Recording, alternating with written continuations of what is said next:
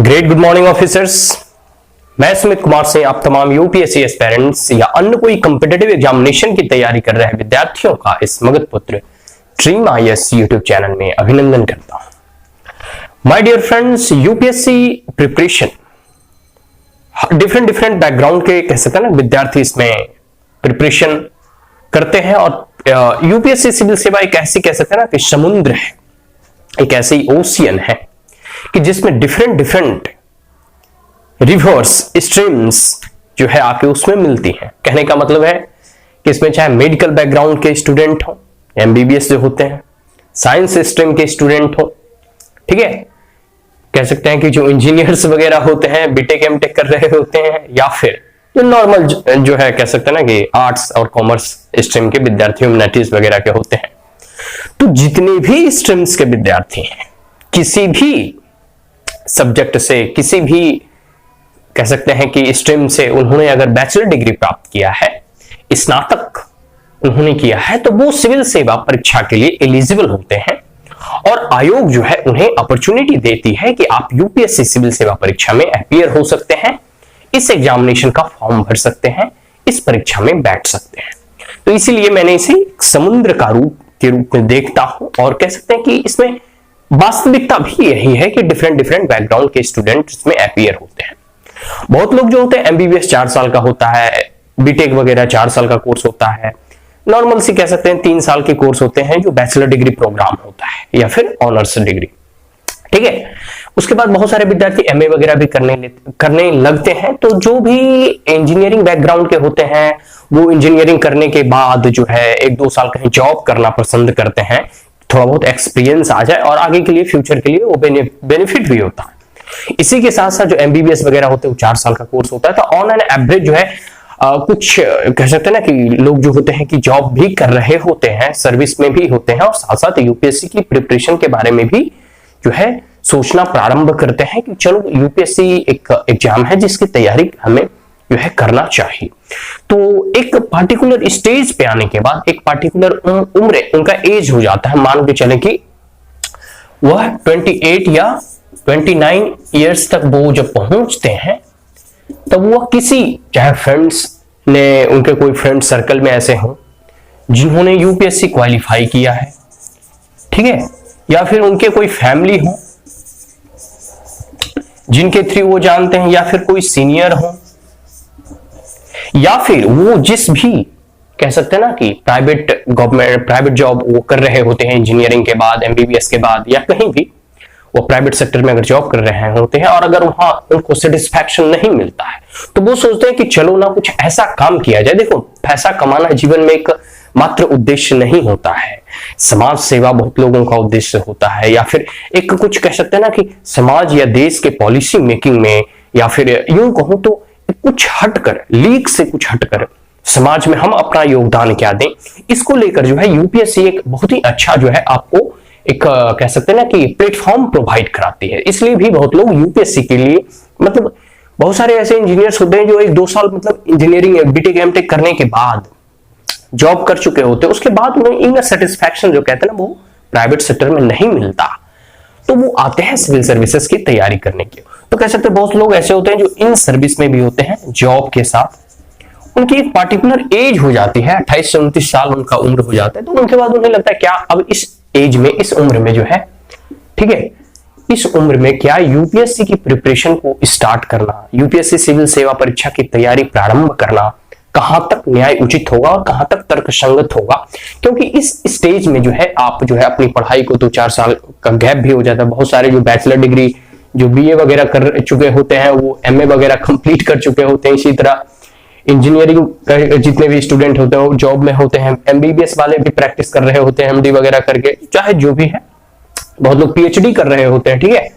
तो इस परिस्थिति में उनका एक एज हो जाता है, उनके पास फाइनेंशियल कंडीशन हो गया, फैमिली का दबाव होता है, मैरिज शादी विवाह को लेकर दबाव होता है, तो बहुत सारे यहाँ कंस्टेंट जो है रहते हैं। और सबसे बड़ी चीज है कि UPSC is the game of uncertainty, यहाँ अनिश्चितताओं का खेल है कि आप 28 से 29 साल के एज में आप इसकी कह सकते हैं ना कि जर्नी प्रारंभ करेंगे, इसके यूपीएससी की प्रिपरेशन जो है आप स्टार्ट करेंगे, और उसमें भी जो है इसका जो अगर आप सिलेक्शन का प्रतिशत देखें तो आप खुद ही अचंभित रह जाएंगे कि 10 से 12 लाख विद्यार्थी हर साल अपीयर होते हैं। 2021 की अगर बात करूं तो इसमें मात्र 712 वैकेंसीज है, मतलब ठीक है। तो अब इस स्टेज पे आके क्या हमें यूपीएससी की तैयारी प्रारंभ करनी चाहिए या नहीं करनी चाहिए, ये चीजें जो देखो है, कह सकते हैं कि बहुत सारे विद्यार्थी इस स्टेज पे आके यह प्रश्न उनके मन में अराइज होता है। मैं कुछ एक उदाहरण देना चाहता हूं, ठीक है। अब मैं एक उदाहरण देता हूं कनिष्क कटारिया साहब का, जिन्होंने इंजीनियरिंग करके आईआईटी वगैरह करके वो सर्विस में होते हैं, लेकिन उनको इनर सेटिस्फैक्शन नहीं मिलता, फिर वो जॉब छोड़ के, इनफैक्ट फॉरेन में भी जॉब करते हैं, और फिर वो छोड़ के जो है यूपीएससी की तैयारी करते हैं, वो क्वालिफाई करते हैं, क्रैक करते हैं, ऑल इंडिया टॉप करते हैं, ठीक है। फिर इसी प्रकार के एक अन्नू मैम की अगर एग्जाम्पल लो, यह भी जो है बहुत लंबे समय तक प्राइवेट सेक्टर में जॉब करने के बाद इनको लगता है नहीं कुछ डिफरेंट किया जाए, और ये फिर ऑल इंडिया जो है एआईआर सेकंड पोजीशन इनका आता है, ठीक है, वुमेन में फर्स्ट पोजीशन। तो ये जो है यूपीएससी की परीक्षा जो है लगभग 29-30 साल 31 साल में इन्होंने प्रारंभ किया, और कह सकते हैं कि एक आखिरी अटेम्प्ट में इन्होंने चलो तैयारी करते हैं और ये क्वालिफाई करते हैं। तो ये बीए एमए या फिर जो भी विद्यार्थी 28-29 के एज में पहुंच जाते हैं, उनके लेवल ऑफ मैच्योरिटी, अपने कह सकते हैं ना कि एक लेवल ऑफ रिस्पॉन्सिबिलिटी बहुत अधिक होती है। वो कह सकते हैं ना कि कैलकुलेटेड रिस्क लेना पसंद करते हैं, ना कि अनकैलकुलेटेड रिस्क कि चलो भाई बिना अगर तैरने भी नहीं आता समुद्र में कूद जाए, नहीं। और हर एक विद्यार्थी को कैलकुलेटेड रिस्क ही लेना चाहिए। तो at the age of 28 and 29 कोई भी विद्यार्थी का मैच्योरिटी लेवल उतना होता है, वो सर्विस में होते हैं, अपने कह सकते हैं कि एक ग्रेजुएट स्टूडेंट होते हैं, कोई एमए वगैरह कर चुके होते हैं। तो इस स्टेज पे आके जो है उनको जो निर्णय जो लेना होता है अपने हर चीज को देखते हुए, फाइनेंशियल कंडीशन, फैमिली कंडीशन, फिर एज, और सबसे बड़ी चीज पता है इसमें क्या है, एक मिनट, सबसे बड़ी इसमें चीज है, मैं ऐसा मानता हूं कि नंबर ऑफ अटेम्प्ट।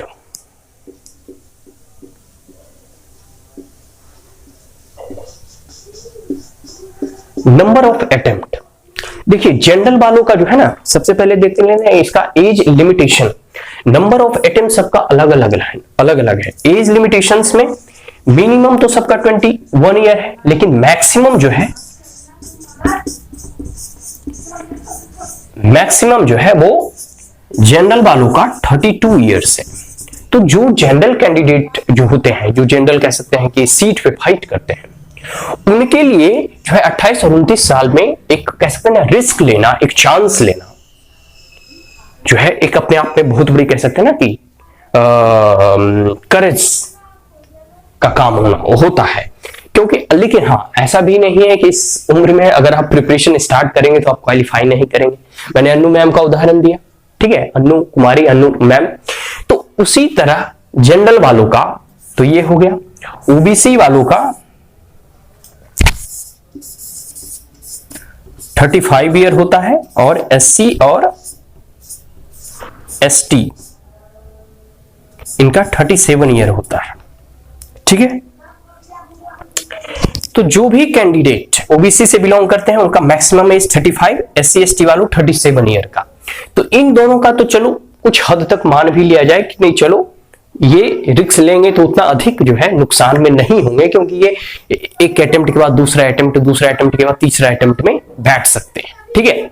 इसी प्रकार जो है इनका नंबर ऑफ अटेम्प्ट 6 होता है। तो खैर 6 मायने नहीं रखता, जब एज ही नहीं बचेगा तो आपके पास अगर 10 भी अटेम्प्ट हो क्या फर्क पड़ता है।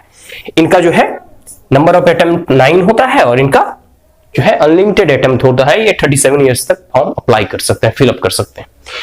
तो 38 से 29 ईयर्स तक जो है जो भी कैंडिडेट है और जो इस उम्र में, इस एज में सोच रहे हैं कि हमें यूपीएससी सिविल सेवा की तैयारी करनी है या यूपीएससी सिविल सेवा में हमें अपीयर होना है, इसकी प्रिपरेशन करनी है, तो सबसे पहले आप अपने एज क्राइटेरिया को अवश्य देखें, नंबर ऑफ अटेम्प्ट को भी अवश्य देखें कि हमारे पास 2 अटेम्प्ट बच रहे हैं, 1 अटेम्प्ट बच रहे हैं। मैं विद्यार्थियों से हमेशा कहता हूं कि 1 अटेम्प्ट वाले, अगर 1 अटेम्प्ट बच रहा है ना, तो आप इसकी तैयारी ना ही करें तो बेटर है।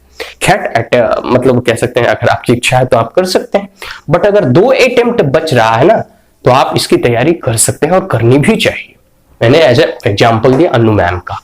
तो 28 to 29 ईयर्स के एज वाले विद्यार्थी इसमें अपीयर हो सकते हैं, अपीयर होना भी चाहिए, तैयारी भी कर सकते हैं। लगभग 1.5 ईयर्स, ठीक है, ये मार का आज नहीं चल रहा है। 1.5 ईयर्स, 1 से 1.5 साल का करंट अफेयर पूछा जाता है। तो 30-31 आते आते आप इसकी 1 साल में प्रिपरेशन बहुत अच्छी तरीके से, अगर आप सिंसियर, रेगुलर और पंक्चुअल रहे तो इसकी तैयारी 1 से 1.5 साल में आप कर सकते हैं। अगर आपने IIT बैचलर डिग्री का अध्यापन अच्छे से किया हो, इंजीनियरिंग बैकग्राउंड के हो या फिर डॉक्टर और मेडिकल बैकग्राउंड के हो, वो मैटर नहीं करता। अगर आपने 1 से 1.5 साल फोकस लगा दिया इसमें तो आप यूपीएससी क्रैक कर देंगे। और सबसे बड़ी बात है कि आपको इसमें एक सीट के लिए फाइट करना है। कंपटीशन कितना ही हाई हो वो मैटर नहीं करता।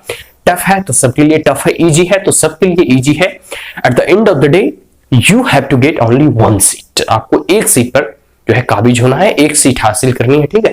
तो ये यूपीएससी सिविल सर्विसेज में जो भी 28 to 29 ईयर्स वाले उम्र के विद्यार्थी हैं, 30 ईयर्स वाले विद्यार्थी हैं, वो के पास जो है 1 से 1.5 साल अगर आपने गहन अध्ययन अध्यापन किया, सिंसियर, रेगुलर एंड पंक्चुअल वे में अगर आपने इसकी तैयारी की तो यू कैन क्रैक इट, ठीक है। तो ये कुछ चीजें थी, जो बेसिक चीजें थी, जो मैं आपको डिस्कस कर दिया। नंबर ऑफ अटेम्प्ट जो है जनरल वालों का तो मैटर नहीं करेगा क्योंकि एज लिमिटेशन है। ओबीसी वालों के लिए और SC/ST वालों के लिए तो खैर वो कर सकते हैं।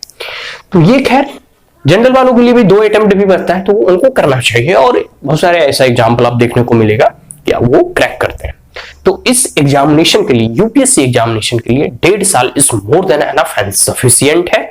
1.5 साल का करंट अफेयर पूछा जाता है और आपने सिंसियर वे में कर लिया तो you can easily crack it. So आज के लिए इतना ही। कोई क्वेरीज, कोई कमेंट, कोई सजेशन, एडवाइस, कोई डाउट्स आप कमेंट बॉक्स में पूछ सकते हैं। Thank you once again, have a great day.